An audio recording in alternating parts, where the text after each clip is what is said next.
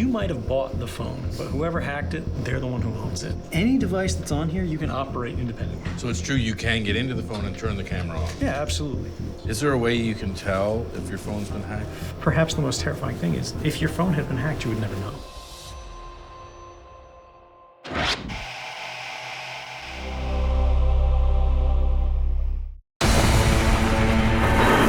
This week on Vice, the inside story of America's surveillance program. I'm going to be detaching the camera, the devices that you paid for, watch you on our behalf.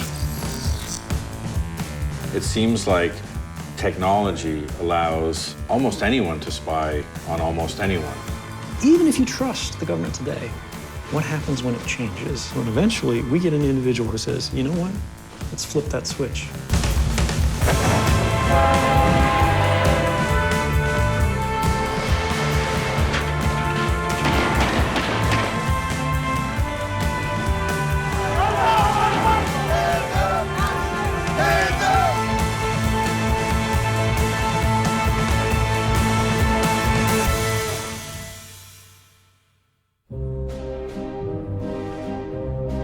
First of all, I'd like to say thank you for meeting us today here at the storied Hotel Metropole in Moscow. I say storied because for the longest time, it was the designated hotel where foreigners were allowed to stay, and it was rumored that every room was bugged. I would definitely presume that in any world capital where you're in a major business hotel, if the hotel rooms aren't pre-wired for surveillance, they can be wired almost immediately.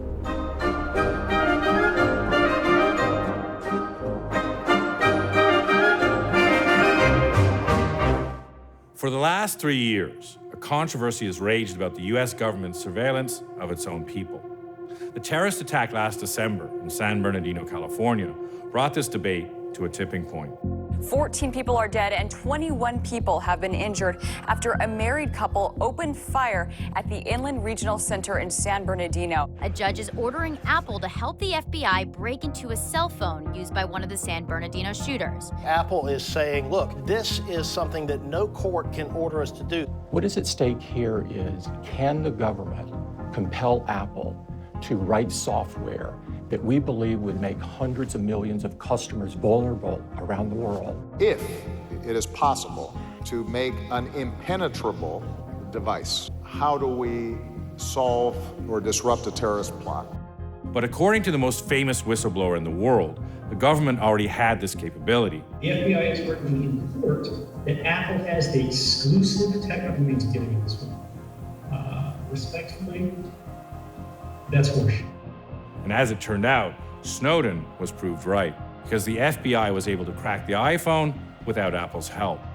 Now, Edward Snowden remains a polarizing figure in American politics, because on one side, he's considered a hero on the level of Woodward and Bernstein, who broke the Watergate scandal, but on the other, he's considered a traitor who jeopardized American intelligence and security around the world. A traitor to the United States. These records were spread about publicly by Edward Snowden, intentionally, recklessly, and I might say illegally. So we went to Moscow to speak to this controversial figure about the state of surveillance in America today.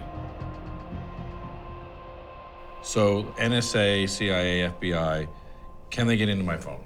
Yes. Can they get into my laptop? Absolutely. iPad? Anything, as long as they can dedicate people, money, and time to the target, they can get in. And what kind of information can they get from my phone, for example? Everything in your contacts list, every SMS message that you use, every place that's ever been, where the phone is physically located. Even if you've got GPS disabled because they can see which wireless access points are near you, every part of a private life today is found on someone's phone. We used to say a man's home is his castle. Today, a man's phone is his castle.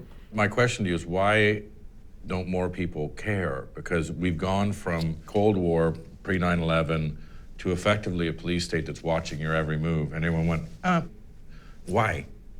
Part of it is the fact that it happened invisibly. If a politician had said, we want to watch everybody in the country, people would have been up in arms about it.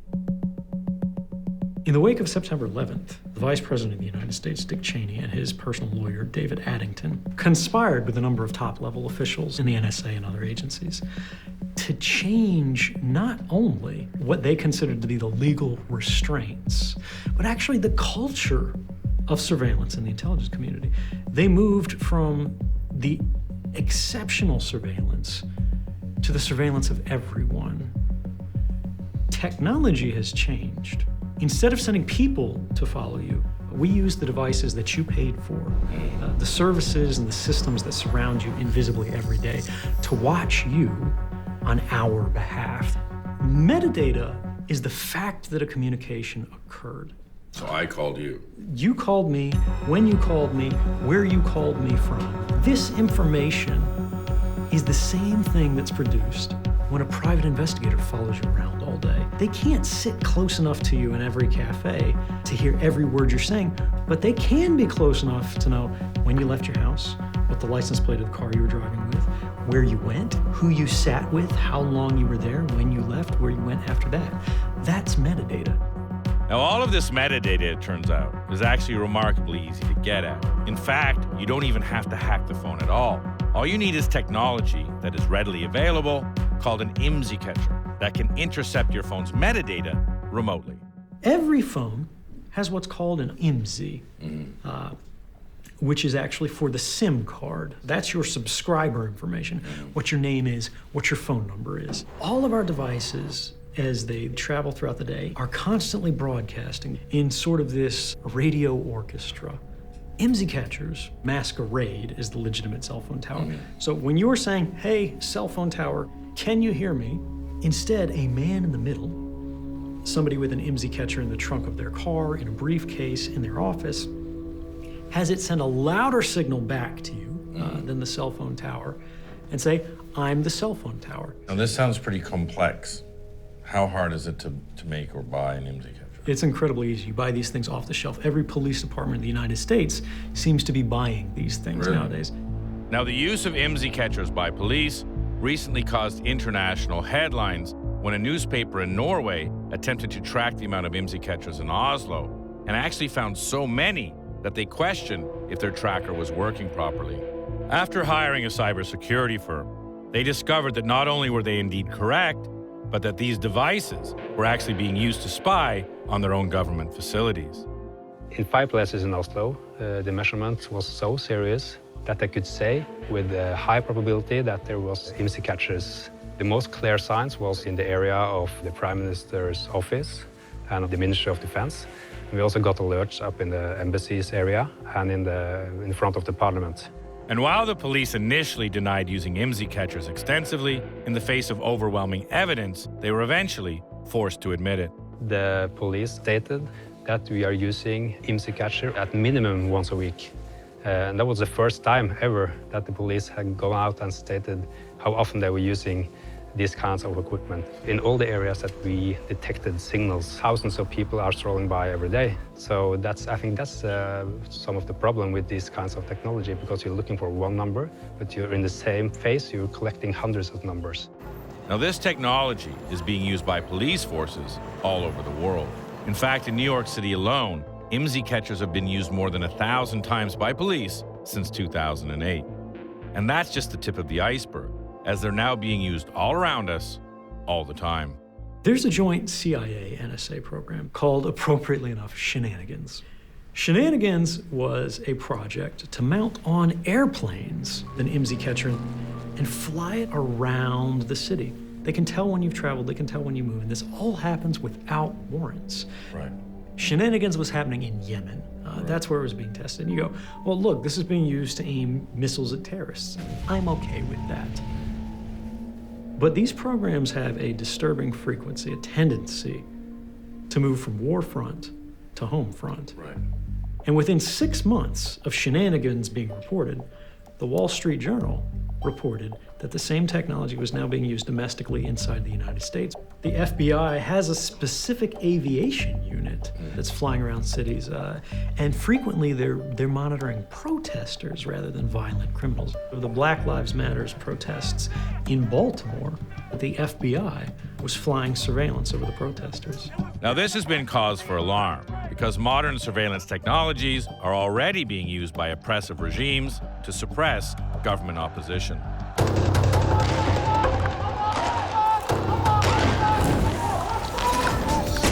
Since 2011, Bahrain has witnessed some of the largest protests in its history. There are thousands of protesters taking to the streets who are demanding more democratic reforms and a change in regime.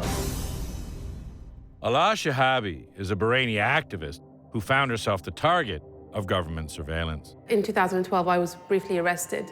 Immediately after I was released, I received a string of 4 or 5 emails that were very suspicious to me. I suspected that this was a cyber attack, so I immediately sent the suspicious emails to my colleague Morgan at Citizen Lab. It actually turned out that this spyware was produced and operated by a British-German company called Finfisher.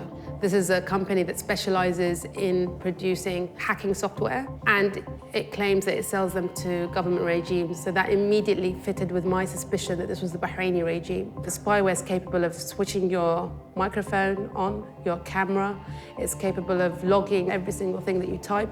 There are a handful of key companies in Europe that are openly marketing, promoting, and selling these tools in arms exhibitions in European capitals. They are not being used in the name of tackling terrorism. They are being used to keep these regimes in place and in power. Now, to see exactly what type of information a hacked phone can yield, we contacted the same hacker who uncovered the Bahraini scandal and asked him to hack one of our own reporters, using the same type of software that targeted Alaa Shahabi's. We were able to completely commandeer Ben's phone, and he never knew it. So Ben was in Pakistan doing a shoot on polio. So you hacked his phone and you figured out who he called. Right, and so, I mean, what we've got here is I can see, you know, who he's calling and when he called them and how long the calls were. We can actually record his calls. Wow. So let's have a listen to them. It was Urengi, where we were 2 days ago. I think someone pulled up in a tuk-tuk and there was a bomb on the tuk-tuk and it went off. And I think killed a doctor and maybe someone else. It was targeting the police there. This will also keep a list of Ben's web browsing history. Right. And so, for instance, you can see here he's Google searching for BBC. You can see news articles that he's writing, checking his Twitter. It's sort of like reading someone's mind, because you can sort of see what they're thinking while they're on the internet. So we've been location tracking Ben. We can even get it to animate, and so it will show where Ben is at various sort of times. You can see him traveling around the city there. And you can tell exactly where he is, which is obviously, you know, in terms of keeping tabs on someone, a highly desirable thing. Think about anything that the phone can do, right? Like once you've actually installed this malicious software on the phone, then it's simply a matter of activating the phone's capabilities. So, I mean, the phone has a camera, right? Well, now we can turn on the camera. What are these ambient recordings? Yeah, so the ambient recording is kind of the invisible microphone, the real sort of spy stuff. Like so many hours, sometimes go for days also. It get me hungry, thirsty, without water, without food. So he's interviewing a Gitmo detainee, a former Gitmo detainee. So I guess when you talk about protecting journalists, protecting your source is a big issue. Can you be said to be practicing journalism in a traditional sense if you can't guarantee source protection? You may be sort of actively endangering their livelihood, welfare, and life. Now with software like this and the other more commercially available software, it seems like technology allows almost anyone to spy on almost anyone. We live in a golden age of convenience enabled by technology. And so that means that, you know, you and I can be on other sides of the planet and we can have a conversation in real time for no money. Technology has enabled convenience and communication, but also convenience and surveillance. Now, this so-called golden age of technology has essentially made it possible for anyone to spy on anyone else. It begs the question, can people, for example, journalists, ever go dark? Is that even possible now with these new advancements? How do we go black? Well, so going black is a pretty big ask. For me, for example, I really know what I'm doing. Yeah. But if the NSA wants to pop my box, they're totally going to do it. But if you know you're actively under threat, if you know your phone has been hacked, these are ways that you can ensure that your phone works for you rather than working for somebody else. You might have bought the phone, but whoever hacked it, they're the one who owns it. That's because third parties can actually turn on your phone's microphones and cameras without you knowing it.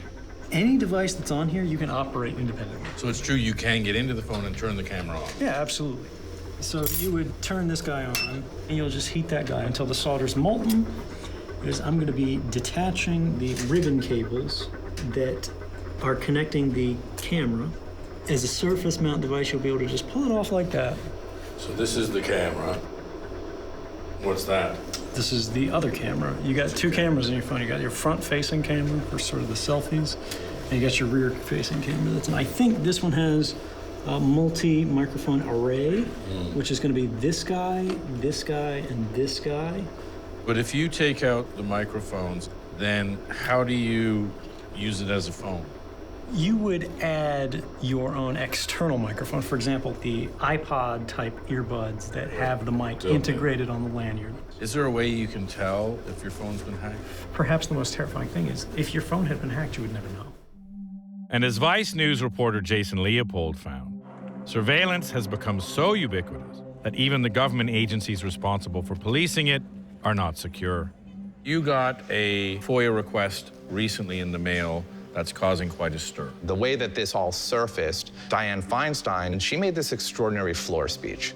As the head of the Senate Intelligence Committee, Feinstein delivered some shocking allegations. On 2 occasions, CIA personnel electronically removed committee access to CIA documents. She said that the CIA had hacked into Senate computers while these staffers who worked for her were writing a report about the CIA's torture program. John Brennan, the director of the CIA, said, that is preposterous. Our only way to look deeper into it was to file a Freedom of Information Act request. Right. So these documents absolutely backed up everything that Dianne Feinstein said. What's most interesting, though, what I would call a smoking gun, John Brennan wrote a letter, and he said that the CIA staff had improperly accessed your computers. But John Brennan never sent this letter to Dianne Feinstein. They said that this letter was mistakenly turned over to us. Right. It was an accident, and it actually should not have been released to us,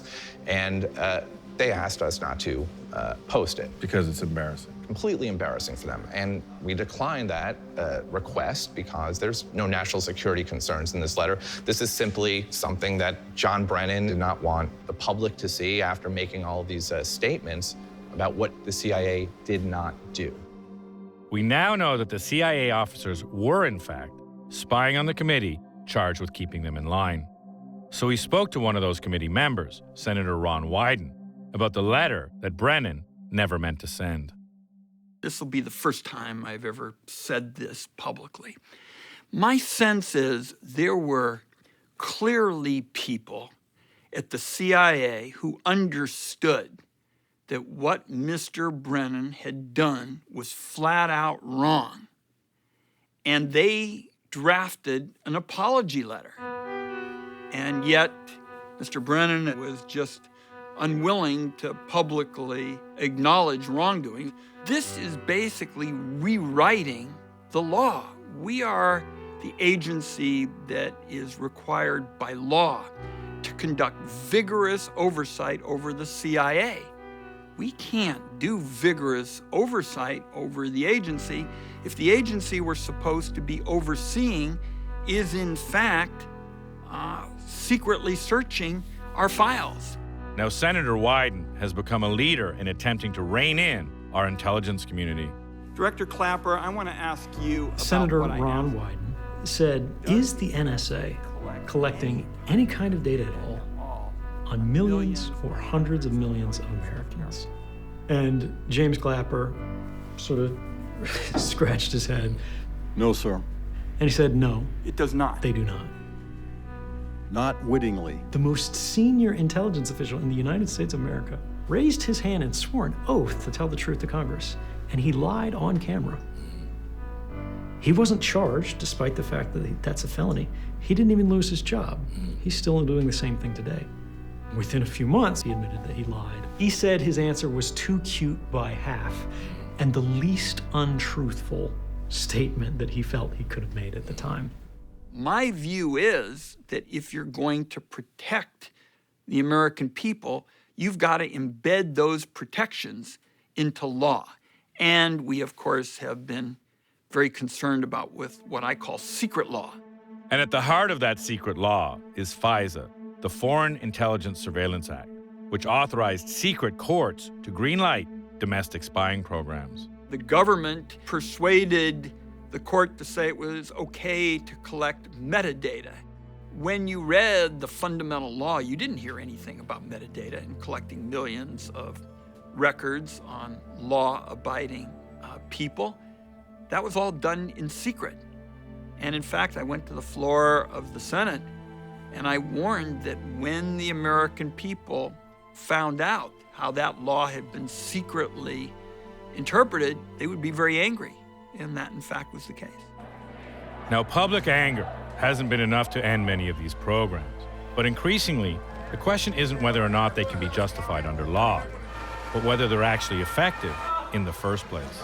Recently, there were attacks in Paris. What happens when you have a terrorist attack like that within security agencies, the NSA, for example? I was working at the NSA during the Boston Marathon bombings investigation. And as it was playing on the news, myself and colleagues were in the cafeteria, and we turned to each other and said, I'll bet you anything we already knew about these guys in the databases. And in Paris, I'm certain that the same conversation happened. And this is really the legacy of mass surveillance, is the fact that when you're watching everyone, you know who these individuals are. They're in the banks. You had the information you needed to stop, to prevent even the worst atrocities. But the problem is, when you cast the net too wide, when you're collecting everything, you understand nothing. We know for a fact that it is not effective for stopping terrorist attacks, and it never has been.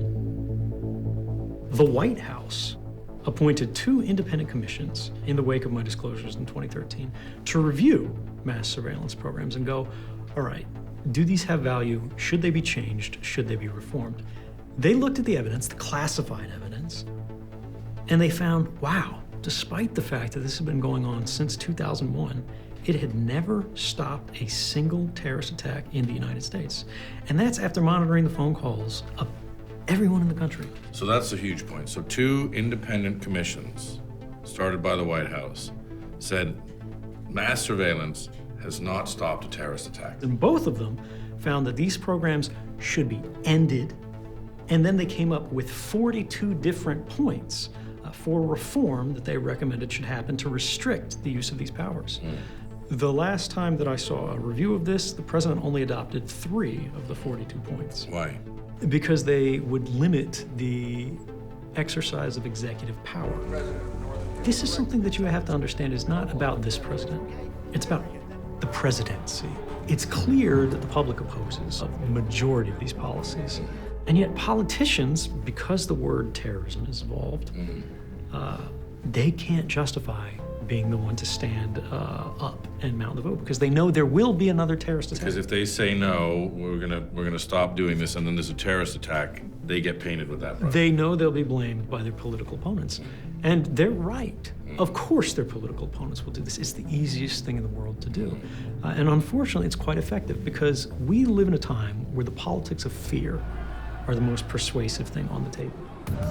Now, while the debate over surveillance continues to rage here in the U.S., Edward Snowden remains a fugitive for his revelations about the NSA, and he had a cautionary statement about what's at stake. When the world was first introduced to you, you made a statement about turnkey tyranny. What did you mean by that? It means that even if you trust the government today, what happens when it changes? And in our democracy, we're never more than 8 years away from a total change of government. Suddenly, everybody is vulnerable to this individual, and the systems are already in place. What happens tomorrow, in a year, in 5 years, in 10 years, when eventually we get an individual who says, you know what? Let's flip that switch and use the absolute full extent of our technical capabilities to ensure the political stability of this new administration. When we think about the future and where we go from here, the question is, are we going to change and enter sort of a quantified world where everywhere you've been, everyone you talk to, it's indexed, it's analyzed, it's stored, and it's used maybe against you? Within our technologies here, we have our license plate reader system, which can capture dozens of license plates in a matter of a second. Or will we recognize the danger of that and embrace the fact that people should have space to make mistakes without judgment, to have sort of the unconsidered thought or conversation with your friend?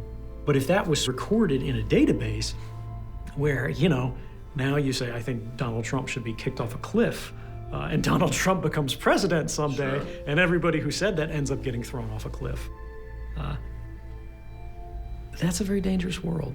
And I think this really is the question that our political structures are not yet comfortable even discussing.